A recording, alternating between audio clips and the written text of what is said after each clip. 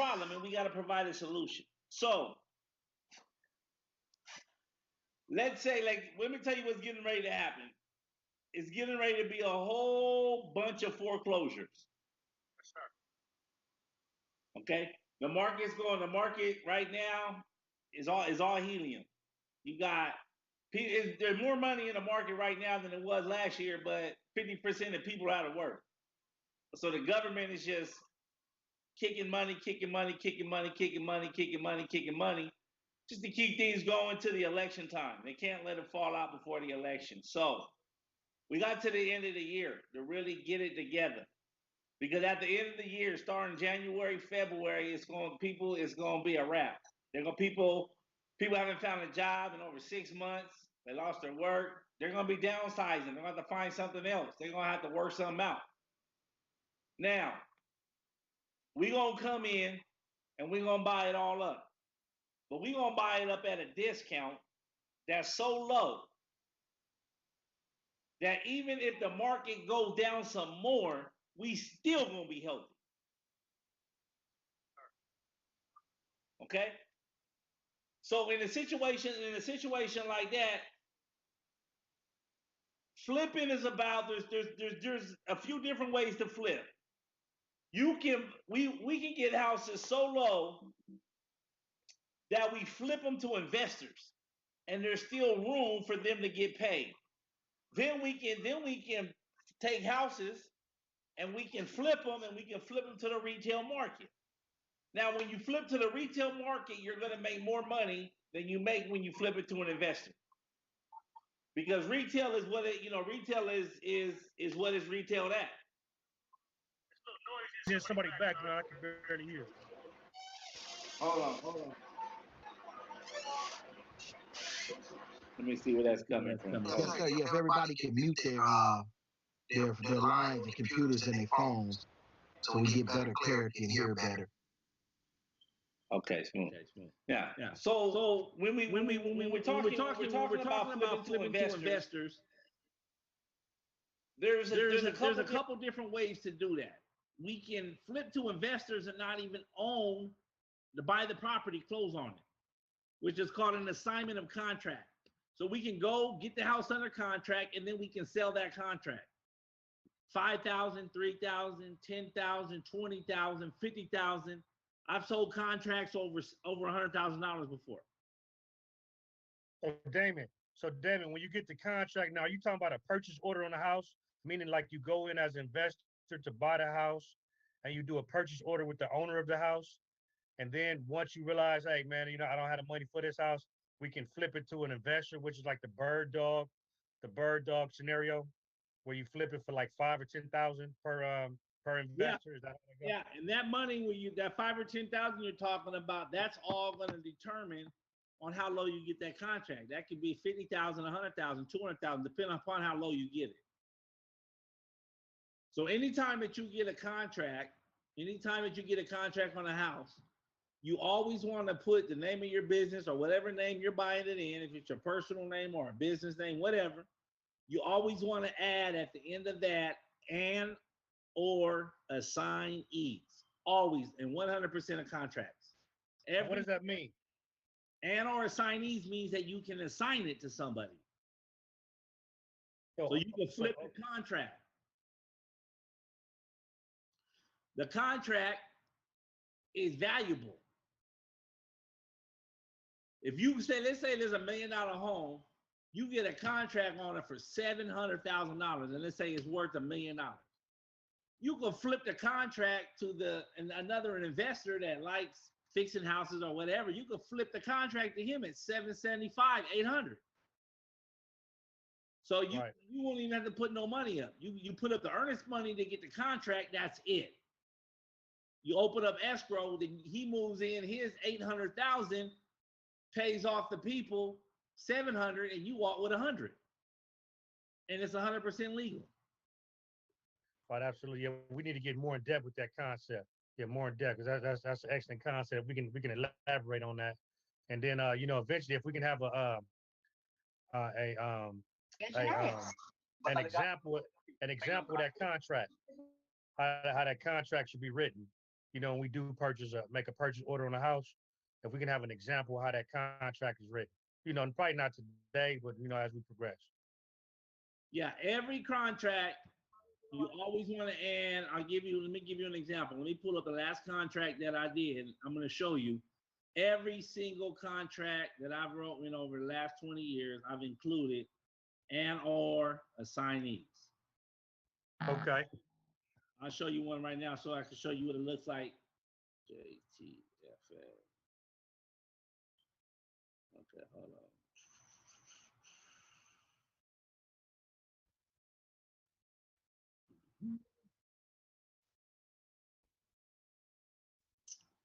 Okay, so while I'm looking for that, so you can sell paper and not even have to buy the house. Right. Now, do you want to be a flipper? There's a few kind of different flippers. There's a flipper that don't like fixing up the houses, like they just come and get their spread and keep it pushing. Those are mostly assigners, bird dogs, wholesalers is what they call them. Where the only money they're putting up is the earnest money to get the contract. So they go out, they find the deal, they put the house under contract in their name with and or assignees and drop some earnest money down. Now, how does that process work? Now, can you just go back up and just go how that first process go with the flipper of the house, and they put the contract together. Now, how would that scenario go? Like how does that work? I mean, I read it, but I understand it, but just to bring it home, just to bring it home to us, how would that work? To actually get the contract with okay, you say you don't have no money, okay, just say you have money, you had 20,000, whatever it was, but you use no money to get this house. Okay, how would that contract do? How would that go? How would that situation play out? How would you make that happen? Or how does that work? Can you give a scenario or an example of how that works? Find the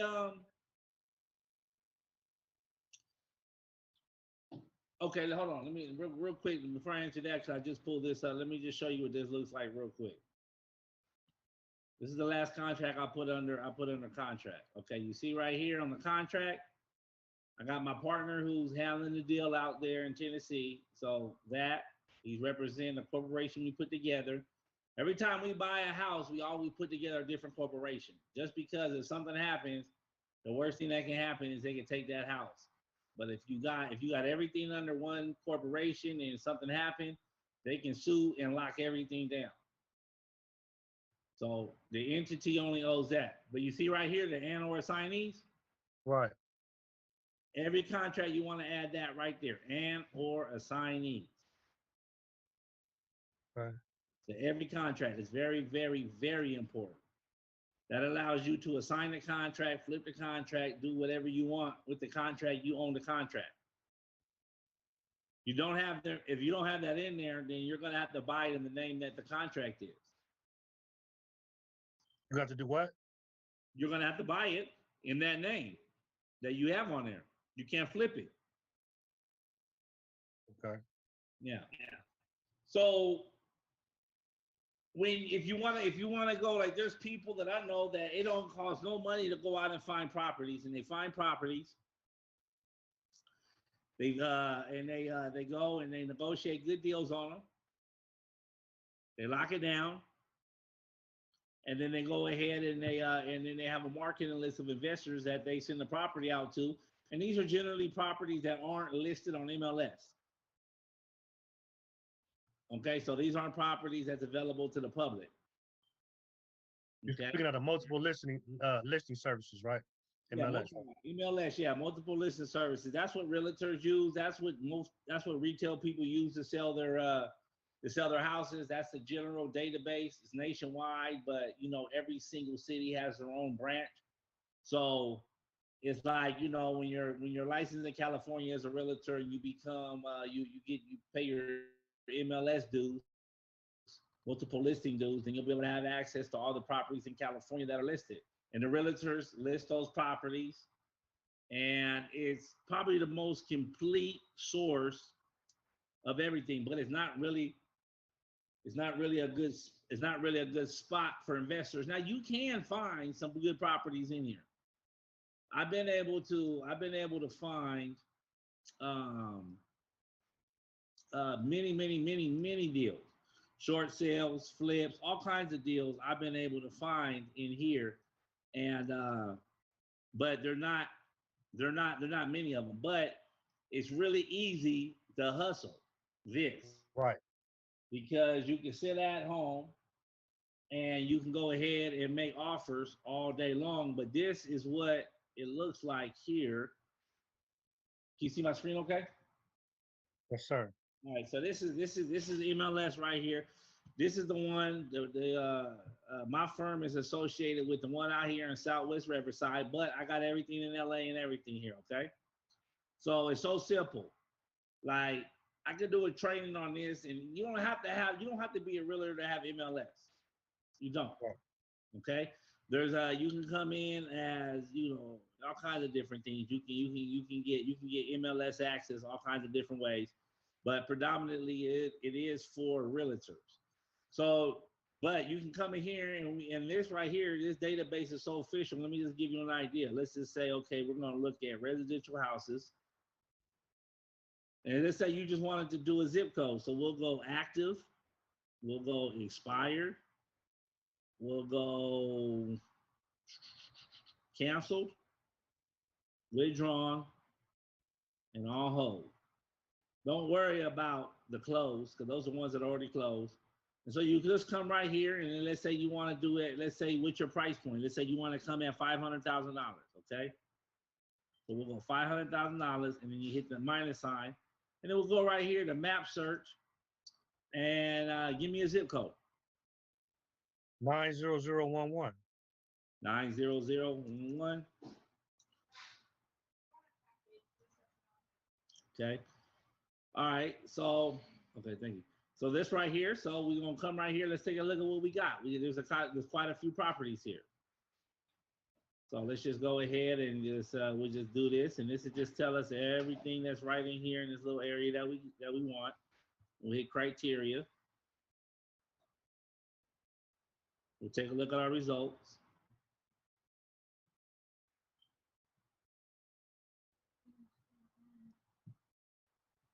We'll go here, and the real estate information is some very incredible information. You know what I'm saying? You got the lister name and everything's here.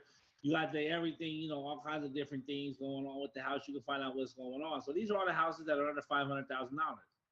So so I could do a class on this and show you guys how to sit at home or have people that are with you go. And then look, we can put houses that have been sitting on the market for 200 days. So those people are having problems, right? Right. So we can separate them all kinds of different ways. We can just go active. We can go days on the market, and so we just got to go down here and put days on the market, and we can say 200 days plus. And so then we put in the zip code and everything around there. It's going to give us everything that's been on the market 200 days. And then what we can do, we just pick the phone up and we just call the realtor and be like, "Why is the house been sitting on the market?" Because you just call them up and say, "Hey, you got this listing over here at First Street. Why has it been, yeah, I still got it. Is it still for sale?" "Yes, it is." "Why has it been on the market for 200 days? And then they'll tell you, they want too much money. It's a bad neighborhood, whatever. They'll tell you anything they want, And then you can come in and be like, how desperate are they? We can do data and we can pull up exactly how much people owe on their house. How much they owe on their house. So we know, like, okay, they bought the house 25 years ago and they trying to sell it right now. They already got a lot of use out of it, a lot of stuff of that nature, and the house is probably worn out, as bad as whatever the case is. It's been on the market 100 days. I had an investor that his whole game was finding houses that have been on the market over 90 days. Over 90 days. Over 90 days. And so we just went in there and we found everything around here. Everything in Southern California that's been on the market 90 days, and we just made offers. Sometimes 100 offers a day.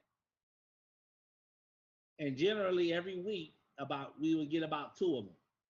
So you put in 500 offers a week, and about 2 would come back, and we get to negotiating with them, and and the whole nine and stuff like that. So there's different ways, Brother James, that we can find houses. I got 1, 2, 3, 4, 5 different ways that I know that we can find houses. Okay. Okay. Say we find a house, they've been sitting on the market for 200 days, and just say we find out that they owe $50,000, they behind in their mortgage $50,000. How would we coming in as investors, flipping houses? How would we be able to get that property? What would be our conversation with the owners of that home or the real estate agent to buy that house? How would that conversation go? Okay, say that last part again one more time, sir.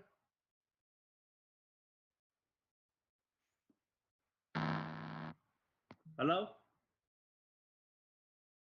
Okay, just say we found a house that was on the market for 200 days. We find out that they $50,000 behind in a mortgage, and we come in to offer them a deal. Okay, how would that conversation go? Like, who would we talk to? The agent? I know sometimes we can make the offer with the homeowner. We can make the offer to the real estate agent. We can make the offer to the bank. So what would be the methodology of how we would do that? We know they $50,000 behind. Will we offer them $50,000? I mean, will we tie up the house? We make them a purchase order for the house. How would that go? Right. So if the house is listed, then they hire the realtor. Unless they're doing for sale by owner. Right. Okay, now there are a lot of houses that are for sale by owner. They call those FSBOs. Okay. Right. When you deal with that, that's usually that's usually somebody, a homeowner, investor, somebody who's not interested in paying real estate commissions. They like, I can sell my house on my own. I don't need to pay nobody no 3%, 5%, or anything like that. Absolutely. So, yeah. So FSBOs are cool, but sometimes, I mean, you can end up finding a better deal because they're saving money. They're saving huge money. Like a house that we're just selling, we just paid $60,000 in real estate commission. Now we could have FSBO'd it and not pay no realtor, but guess what?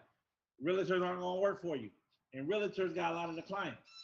So the only people that are gonna be calling FSBOs are people that are savvy, homeowners. They're like, I want a really good deal, and I'm good. We can figure this out by ourselves. We don't need professionals involved. And people like investors that are trying to get good deals. But they have a website that's pretty cool. It's called right here, FSBO.com. And you can go in here and you can find all kinds of people that are selling houses, and there's no realtor involved, and you just straight negotiating with the owner, for sale by owner. But they don't want to pay commissions, And then they even have services that the FSBO people can pay $200, and then this real estate company will list the property on the MLS so everybody sees it. Because once the property goes in the MLS, that's where you get the Zillow, the Redfin, all those internet sites plug into that, and then the MLS is the main database. So when you see stuff on Zillow, it's because somebody put it on MLS. It updates immediately.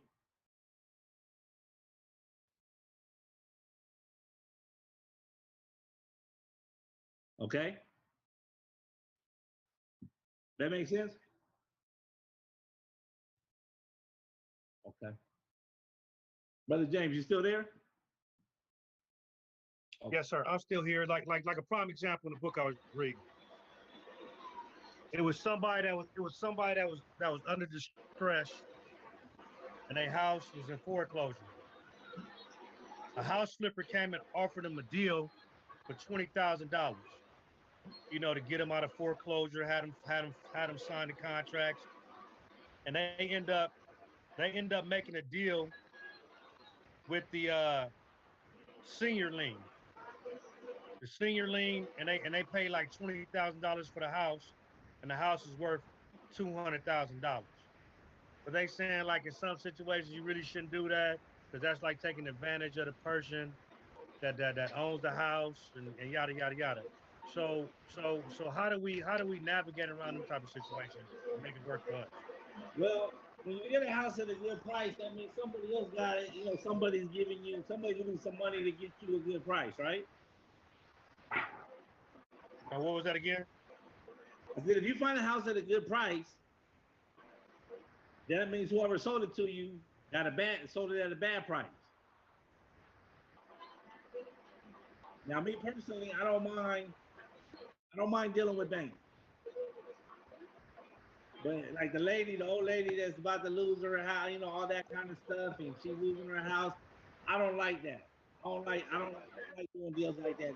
I'll beat the bank up all day long, but just me personally, you know what I'm saying? Like somebody that's like really down on their luck, or somebody that's like elderly and they can't afford their house no more, and they're getting ready to lose their house, and they come in and seize opportunity and stuff like that. I don't really do that. I normally defend those people. Right. Okay, I normally defend them. Now, I got a case yesterday I was working on. Okay, somebody came to me and said my house is in foreclosure, right there in LA, in Inglewood. My house is in foreclosure. I said, okay, let's see what it looking like. So basically, they got a first, and they've been paying their first good from the day they had over 12 years. Now their second, they got a second, and they second they haven't paid. They forgot about it. And when the housing market crashed 2 years ago, 2008, 9, 10, right around there, they stopped making the payment. They didn't make a payment in 10 years. But let me tell you what's going on right now. Let me show you what I've been able to discover, and I'm beating the brakes off these banks. Now, I don't do this a lot because it's beating the system too strong. But I will do it for family and friends and friends and family. Okay. So what happened is there's opportunistic asset management companies that buy these toxic loans. These loans that haven't been paid on in 10 years. They can get them for $8. It'd be a $200,000 mortgage, second mortgage, third mortgage that people have forgot about. And then what they do, they grab it, and then they go ahead and they tell the people, money, pay us. The people don't know who they are. They ignore it. They haven't paid the second in 10 years. I can't really hear you, Damon. It's some background noise. Hold on, let me see who that is. Okay, that's coming from looks like. Oh, hey Steve, that's coming from you. Yeah, okay. Yeah, you gotta mute that out, Steve. Okay. So what ended up happening is they end up buying this second for $8, and it'd be a $200,000 lien, and then they start the foreclosure process. And so they win it no matter what because they only buy liens on firsts that got equities. So it's a $600,000 house. It got a $300,000 first that's being maintained correctly, and they got a $200,000 second that's been forgotten by the homeowner. So these people come in and buy it, start the foreclosure process, tell the people you owe us this money. So what do people do? They start making the payment on the second to stop the foreclosure. Now, or they lose their house, the people foreclose the second, and then they gladly pay off the first for $300. Because when you own a percentage of piece of property, I don't care if it's 1%, you have the interest in that property, you can negotiate with everybody else that has an interest on this property. I'm going to let you know right now up front, about 80% of banks are crooked. They know they're crooked. They're smart. They design these laws to just win and beat people. And they take advantage of the unaware and those that don't know. And that predominantly means they're preying on the inner cities and they're preying on minorities. And so that's why I don't mind going to battle these banks. I don't mind. But I don't like personally finding like, I don't like dealing with elderly people and things of that nature because they're losing. But sometimes it's like, you know what? I'm going to lose it. If I'm going to lose it, I'd rather lose it to you, Brother James. Sometimes they'll say that because they know you. You came up around them. You know what I'm saying? They used to babysit you, whatever. So they're like, if I lose my house, I'm going to lose it to who I want to lose it to. Right. And that's okay. That's different. So, but, that's just me. But I'm going to tell you what these banks are doing right now, and they're real smooth. And when they pull this off, we beat them down. Okay, but that's a little bit off track there. But now, Damon, now speaking of the senior loan, now just say we went to the county register office and his house was in foreclosure, and according to the flip rules, we would only have to pay off the senior loan. We wouldn't have to pay off that second loan, correct? No, the senior loan is in first position, so it's controlling the game. It's the point guard. Right. So if the first forecloses, everybody else gets wiped out. Right. If the second forecloses, they still got to pay the first. So like I was saying, these people buy loans that they don't mind paying off the first.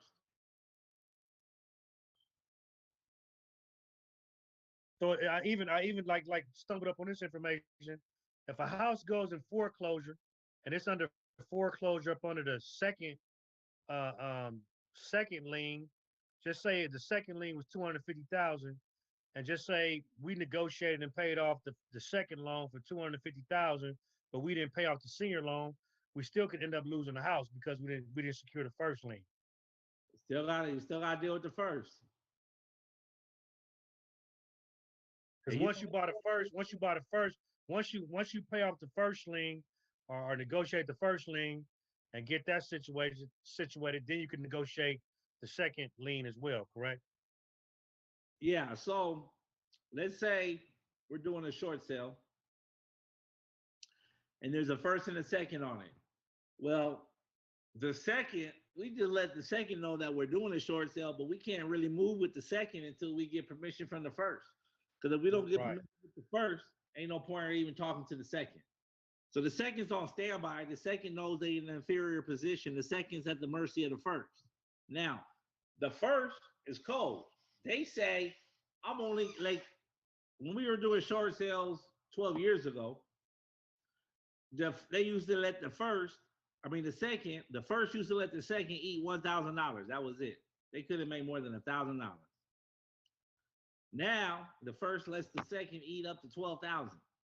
So they got a $200,000 loan. The first is gonna say, the only way I'm gonna do this deal, because the first is taking a short.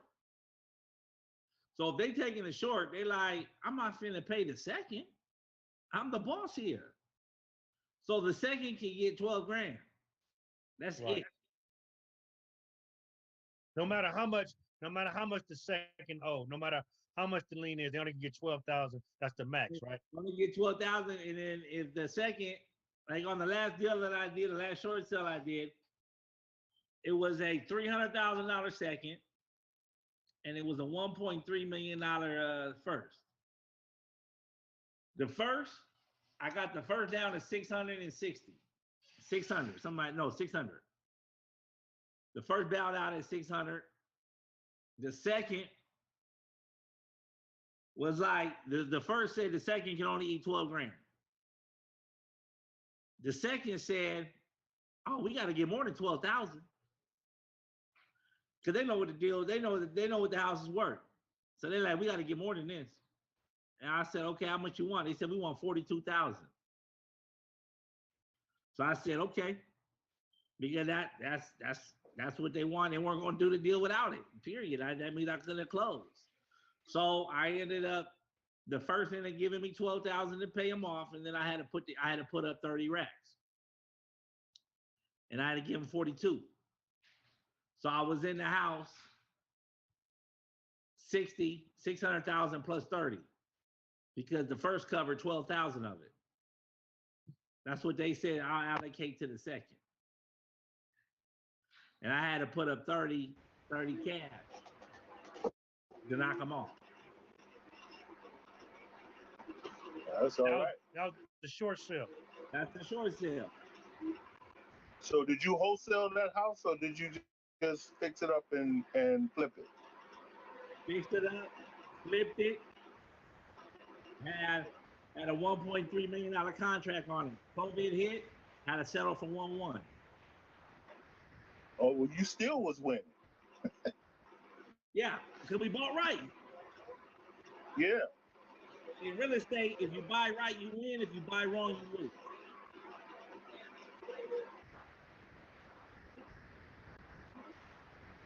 That's still all right. Yes, sir. That's awesome. Yeah. So short sales right now are going to be huge. A lot of people are going to be facing foreclosure, and they need help. And so while we're doing a short sale, if they can't maintain their payments, we stop the foreclosure, and then we beat the bank down. Now, you got to understand something. You in the real estate business, your job is to devalue assets, devalue the house. Right. The more you devalue the house, the better price you're going to get. So when you walk in the house, you're going to be like, oh man, that's incredible. No, you're looking for what's wrong, not what's right. The homeowner is going to be telling you, or the investor is going to be telling you what's nice, what's fresh, whatever they did. You got to find what's up with this, what's up with that, what's up with this, what's up with that. So I recommend that you go and become a home inspector and a code inspector. I recommend. It'll take you a weekend to get certified, all 50 states, to become a mold inspector. It'll take you another weekend to get certified as a home inspector. Now, even if you don't work, you don't have to do it as a business or anything like that, but what it allows you to do, it allows you to see every nook and cranny of the house and go through it with a microscope, which you can bring the value down, which helps you negotiate the value down. Now, when we negotiate with these banks, hey Steve, you got to put a Somebody got the milk. You got to move, Steve. When we negotiate with these banks, we got to be able to provide evidence of our due diligence. See, when that house that I got for 600, and other houses in the neighborhood is selling for 1.4. So why would the bank take a short to 600 when everybody else is getting 1.4? Well, I was able to convince them to do it. And I got a lot of different ways that we do that. And every single one of them is 100% legal. So we can go into that and how we do that, because the bank is looking at a number. They're looking at how much we got on this house. And then they look at this number right here. This is a big number. They look at our offer and what we offering, and then they look at, okay, how much would they walk away if they foreclose on it? And whatever number is higher, that's what they're going with. So when we're dealing with a bank on a short sale, they're going to send out somebody that's called a broker, and they do a BPO. It's going to be a licensed real estate agent or broker, and it's called a broker's price opinion. And that is a quick report they put together. Let me see if I can find one here. That's a quick report they put together that tells people that tells the bank, if you were to foreclose on this house, I can sell it in 60 days at this price.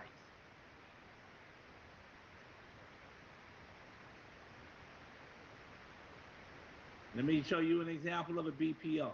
Can everybody see my? You can still see my screen, sir? Yes, sir. Broker's price opinion. I got it. BPO, broker price opinion.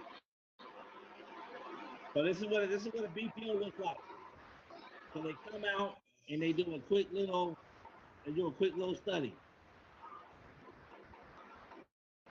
How much? Boom. What is it looking like?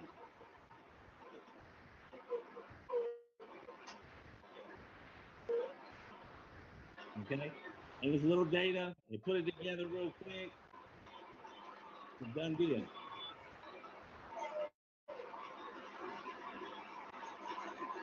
So when they come over,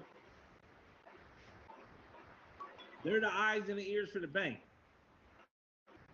You got to make sure that they don't come back talking about this thing is all incredible and all that kind of stuff. We give them reports, mold reports, we give them inspection reports, we give them a whole bunch of data that they feel real good about putting in their report.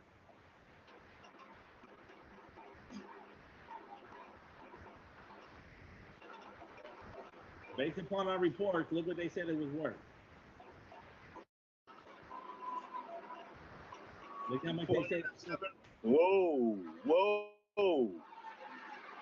Now, that's huge. And why did he say that? Let me show you why.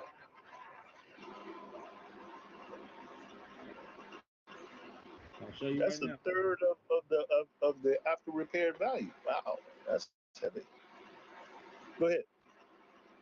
Okay, this is what it is. Now, when I tell you it's very important to go to school and to get this information. Now, there's a lot more to the game than this.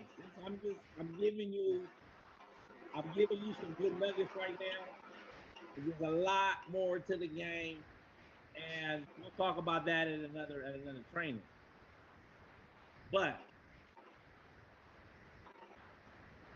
how much does that say it costs to rectify the problem?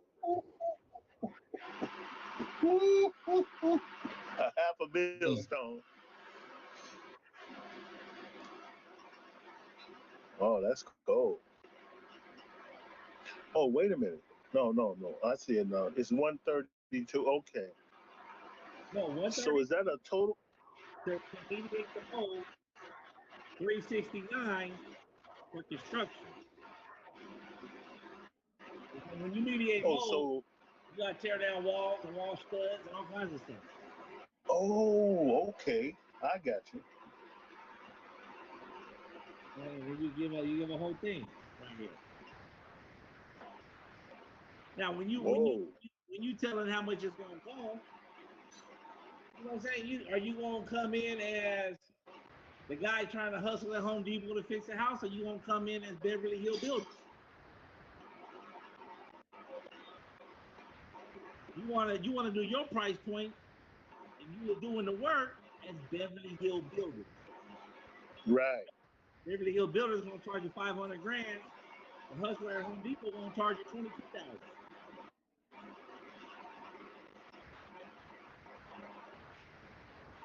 We put together the report.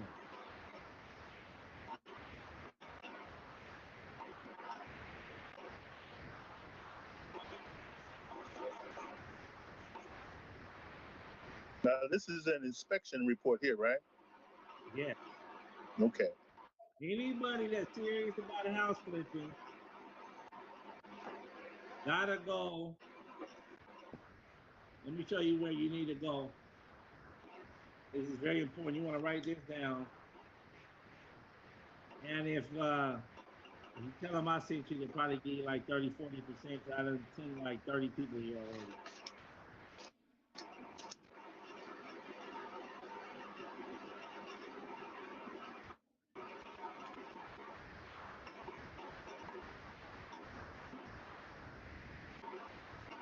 Yeah, you want to go to this school right here. Take a little picture of this. So what is that? This, PMII? yeah, this right here is going to get you certified. Normally, it's all online. It takes you about a weekend.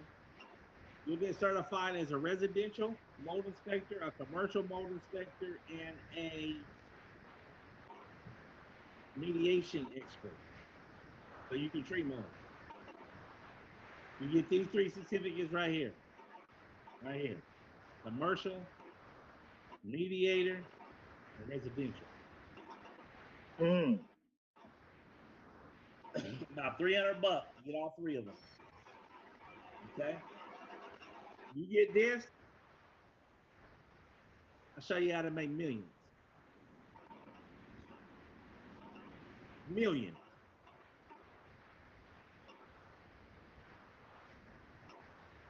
Because mold is the silent killer.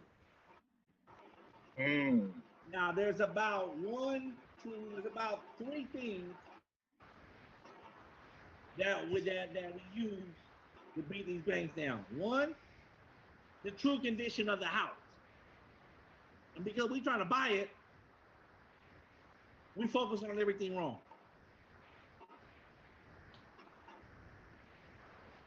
Everything. I'm gonna tell you right now, you can find mold in the White House. Now, when we send mold out to the testing company, to the lab, it comes back microorganism, blah, blah, blah, woo, woo, woo. It's a 15, 16 letter word. Scary. But if they took enough time to look at the dictionary, it'll say common household mold. Some cases. Wow. You're not always going to find black mold every single house. But I guarantee you, anytime that you have water, moisture, darkness, humidity, you got mold. Under sinks, bathroom sinks, everywhere. It's everywhere. Now, to mediate mold, it depends. It depends how much it costs. Well, if you want me to come mediate your house with one of my mold companies, and I got 6 of them,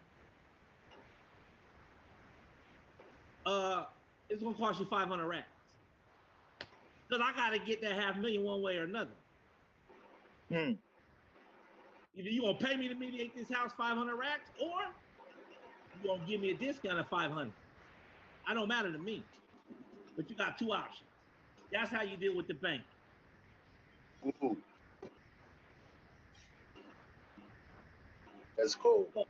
So mold is one thing we do. That's one thing. One thing we do is we look at every house. Another thing we do is we look at the loan. We see if anything was done illegally with the loan.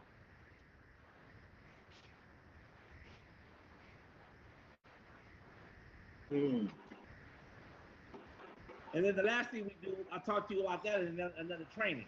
But when we go and we do a loan, we can look at a loan and we can do what's called a forensic audit on the loan. Right. Called a securitized mortgage audit.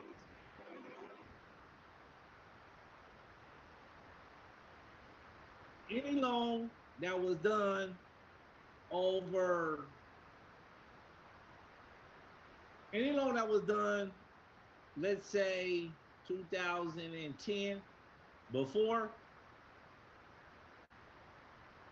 generally, Got issues. the lender did major fraud. Well, right now, we're working with some people that the lenders try and take their house from them. And it just happened to be, they happen to be a friend for one of my family members, and they say, you better call them. And we got on the case. Now, the lenders ain't scared of us. But let me show you who they're scared of.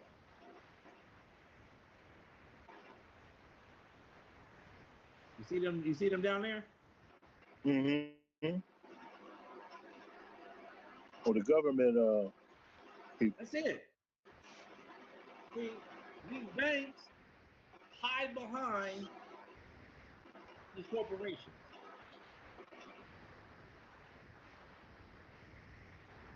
And when they hide behind these corporations, they can't get touched. You gotta take the times. When we're gonna fight them this way, see, because they need to give us the house at a discount because one, we gonna go ahead and we gonna beautify it and we gonna, we gonna present it nice. We're gonna be able to make some little money and and we're gonna help somebody else save some money. But if they get the house, they just, they ain't gonna, it is what it is. Mm-hmm. Yeah. So sometimes we gotta deal with them like, look, you don't got the right to foreclose on this house, and you don't even own this house, and we know who owns it.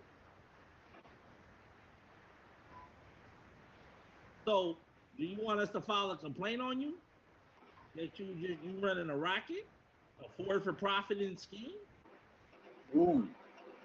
Or do you want to go You ahead get and nervous now. Or do you want to come take this discount and go chill? Because you already got paid on it, but somebody else need to eat too now.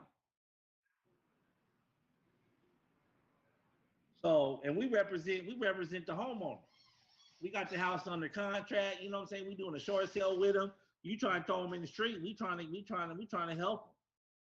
And when it's time to move, when we do the short sale, we gonna set them up. We gonna move them out somewhere. We gonna make sure that they get in straight. We make sure they got a good lease paid up.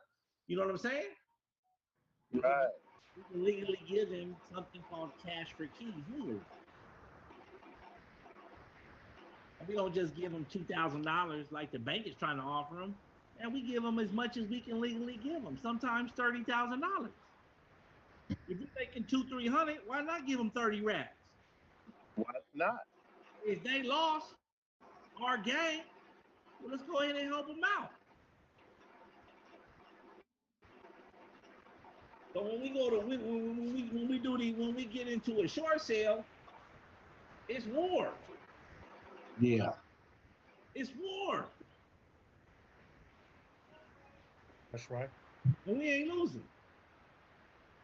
It ain't over till we say it's over. Come on now. Teach y'all. Yeah. So this right here is real important. This is important right here. This school. Now, this school right here, they also have inspection, home inspection. Let me show you. You can buy the whole kit and caboodle. You can get mold certified, all that. Because I'm gonna tell you right now. Let me tell you something.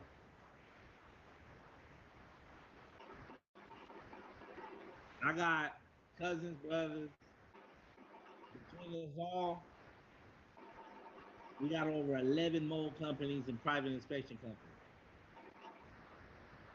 And I ain't never did one other than for ourselves. Right? But the bank might not believe the first one, so then you got to send the next company in.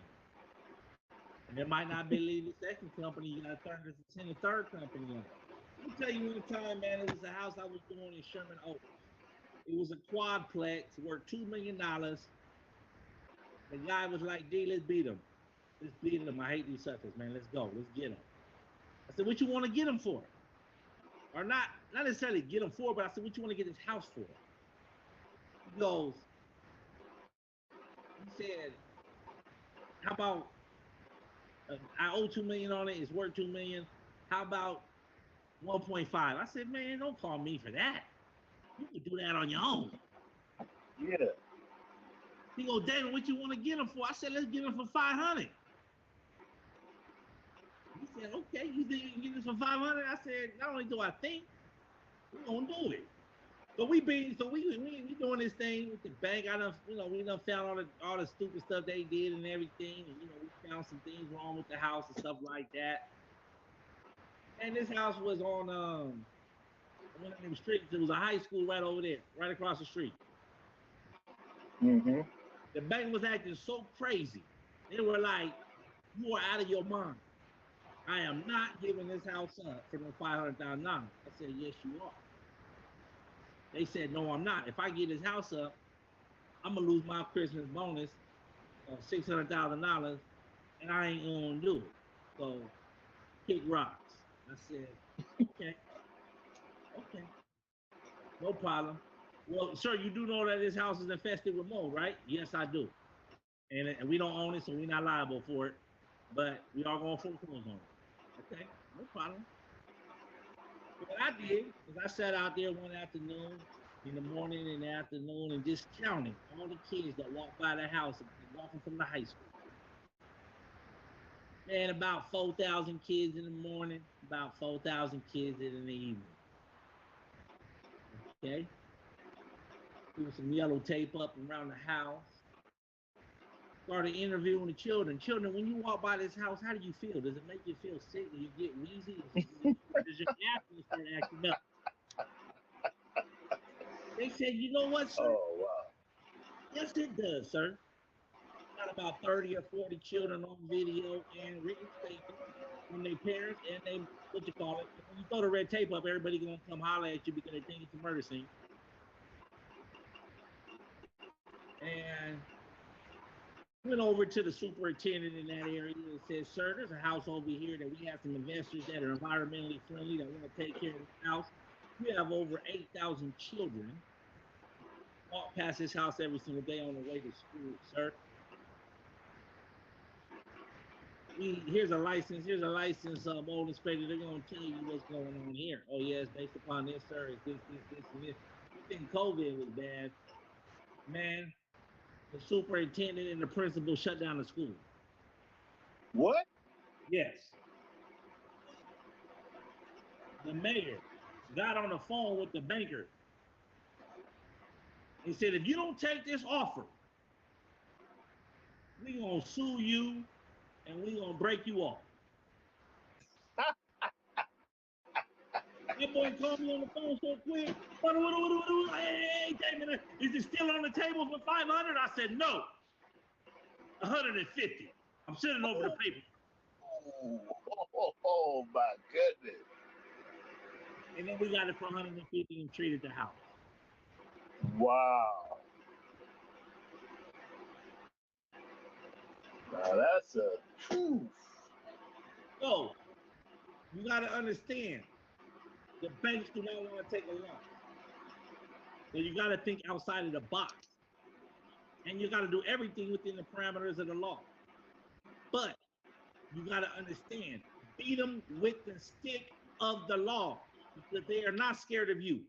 They are not scared of me, but they are scared of the law. The law works for us. Use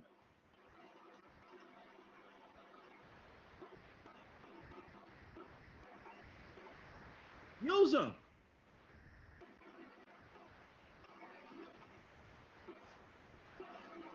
The banks aren't, you can't look at the banks as they can do whatever they want. It's the banks. No. Unless they're doing what you want, it ain't right.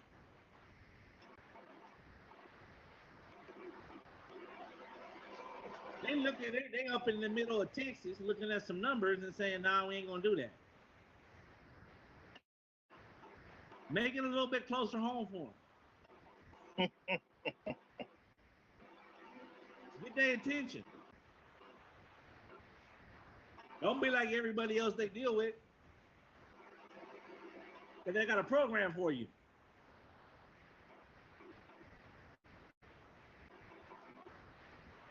And you do everything legally. Everything's documented. Everything's 100.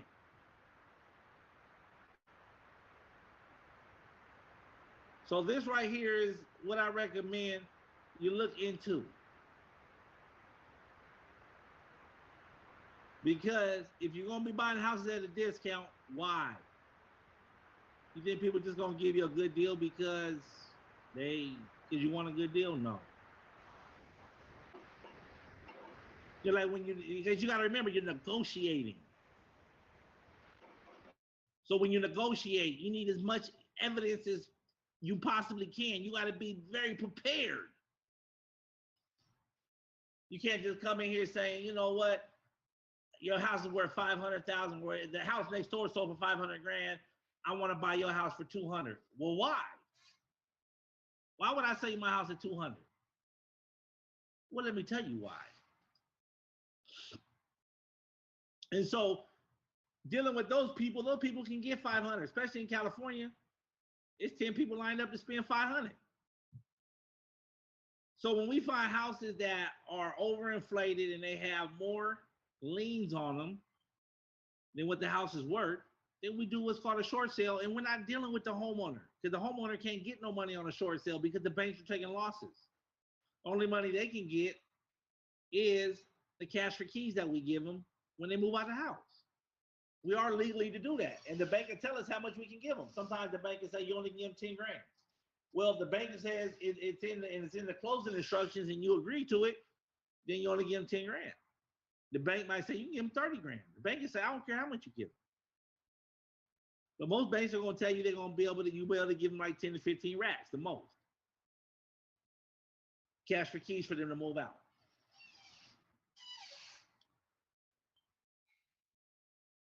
And when we find these deals, we go to work.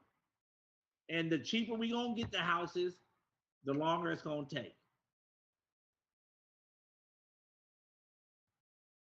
But it don't cost us nothing to work. Except for we got to go do some inspections. So we got to have some data. So when the bank send out their people, we can deal with them. See, when the BPO comes out, they're just taking pictures. Quick pictures for they're literally in the house for 12 minutes, 5 minutes. They take pictures of every room, that's it, and walk out. That's it. 10, 15 minutes. They're not doing a full appraisal or nothing. So and all the damage is invisible, generally. It's in the walls, it's underneath the house, it's underneath the sink. You know, unless the people are filthy and it's everywhere, but most people keep a nice house. So the damage and the things that are wrong with the house, I mean, they got, we find there's houses that are called, they got sick house syndrome is called. So you'll learn all this stuff with this here, this mowing. But then you also got the home inspection. Home inspection. You get this license, you can, it's the same school,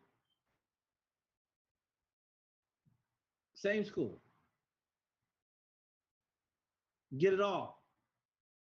Become a home inspector and a licensed inspector. It don't matter if you ever open a business and deal with anybody outside of yourself, but for your own investments, you should know what you invest, what you got. You want to pay somebody to do this, or you can do it yourself. I recommend do it yourself because you're learning some things.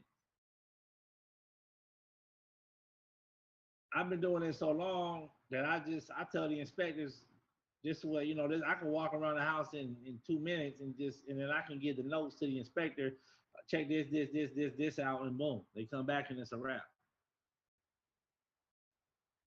You get infrared, you can see moisture in the walls, stuff like that. You got to understand this stuff right here is serious. I mean, some of these houses have asbestos in it. Like in the air ducts, in the walls, insulation, these older houses. Never been taken out. Find some asbestos in the house. Tell the bank you found a house with asbestos. They're trying to get it off. They definitely don't want to foreclose on it. They don't want to own it. Because if they own it, see, once you tell them what's wrong with the house, if they foreclose on the house, they have to treat it. Got it. Because if they don't treat it and they got the realtor, shows the house to somebody and somebody ends up getting sick, bam, and they didn't disclose that the house had this, bam. Well, they can't disclose the house had that openly because it's going to knock their price down too hard. So when we do short sales, we don't even have to list the property.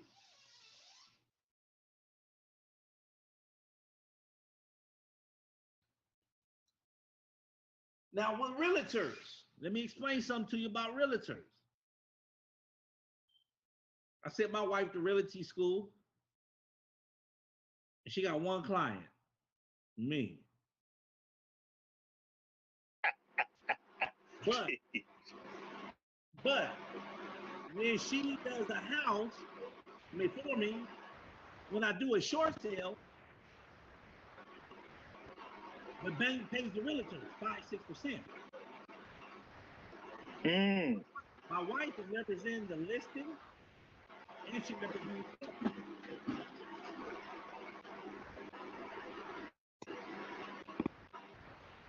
So that's more money. So if you become a realtor, your money becomes more. Now you can't be the realtor, the inspector, and the investor. You can't do that.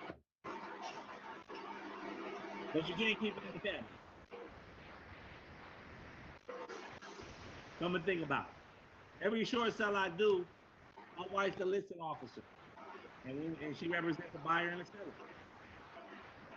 Now, if somebody brings us the deal, I'll let them represent the lister. My wife will represent me, or my team. And it's cool. We go to work. And realtors love working with us because we do all the work. They just got to sit back and collect the check. They don't do nothing. You know why? I don't want them doing nothing. Because what we're doing, all they're going to do is get in the way. That's right. So we just say, just go ahead and close. And we'll tell you when the closing's happening, you're going to pick the check up.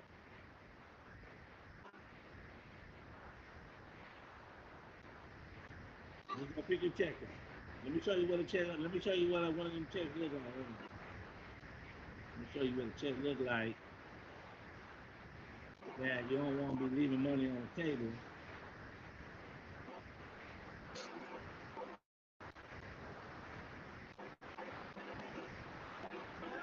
That's what the realty checks look like right there. Oh, that's 30 racks. All right. 30 racks. 30 racks. You don't want to leave them checks on the table. Now, Damon, what type of commission or how is that based off of? Like, I know it's a certain percentage of the overall sale, but like, what percentage does a realtor usually get? Usually it's between 4 and 6%,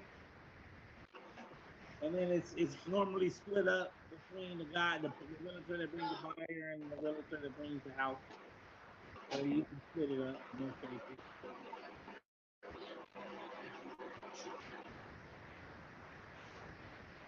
Okay. Yeah. So let me see if I can show you here. Let me see.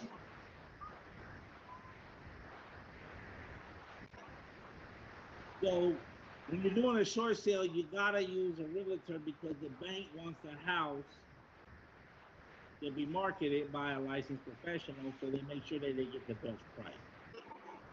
Mm-hmm. Okay, so but we do not list the house on MLS. And a lot of the banks would be like, well, why you ain't listing the house? Why you not listing the house? Well, you don't want us to list the house. Why not? Because if we list the house, everybody's gonna know how bad this house is. Is that what you want? Oh, you're right. Right here. Look at the last one right here. You see that right here? Right here? Mm-hmm. 19. But that's 19. Oh, they double-ended. That same person got the buyer and the seller a commission. That's my wife. Okay. She double-ended it. All right, go ahead. So that's 19,800 twice for the lister, the listing and selling. So okay, I see what you're saying. So that was like a total of 38,000. Well, yeah, a little bit over 38, maybe 40,000. Yes, No, sir. no, hell yeah. Yes, And there's sir. 41. Okay, damn near two dubs. Okay, And that's not even the investment. That's just the real estate side. And I had, yeah, I see, I had to get licensed. I was like, look, you got to get licensed. yeah. You So know, so basically, what you're saying in these deals, I see what you're saying, not leaving no money on the table. You're dealing with the listing and the selling. I mean, basically the realtor commission, then the investment side. You know, so I mean, off a deal, how many times you see in one deal the potential to get paid? well, you get paid if you got the realtor can get paid. Like the bank is gonna get like I think in this case it was 5%. So they gave up 5%. You split it up 250, 250, 2.5, 2.5 listed, 2.5 to the person to bring the buyer, 2.5 to the person to bring the house. Then you got the investment. You know when you invest as an investor, you go ahead and you flip it. So you can do both sides, but I just recommend that you really just work with a realtor and Okay. work out a good arrangement with them. You know what I'm saying? Like I never got a license, because I'm more interested in being an investor than a realtor. Yeah. But you need a realtor to push these deals through, especially when you're doing short sales. So, Yeah. but we can negotiate. You think my wife picked the phone up and called the bank and negotiated? No, I did. I just put myself on the third party authorization, and every day woke up, broke them off.